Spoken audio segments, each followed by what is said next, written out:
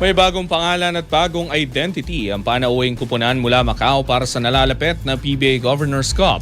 Matapos ang kanilang debut bilang Black Knights noong nakaraang conference, babalik sila sa liga bilang Giant Pandas sa pag-asang mas mapaganda ang kanilang kampanya. Ang ibang detalye alamin sa aking pag-abante.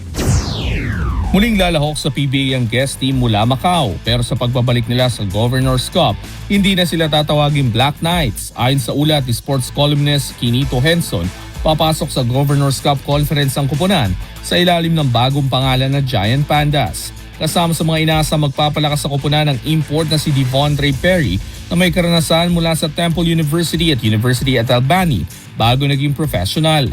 Nadagdagan din ang kanilang lineup sa pagkuha sa dating Bay Area Dragons guard na si Kobe Lam. Inaasahan naman na sasali sa koponan sa Agosto ang isa sa kanilang pinakamahalagang manlalaro na si Jenning Lung.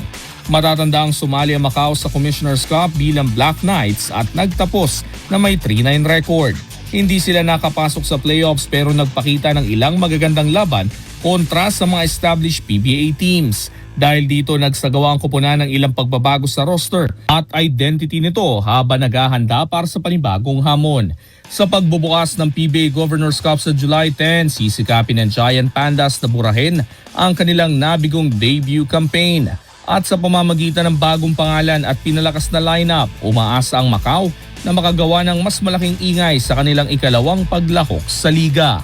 Ako si Sus Valdez, Abante.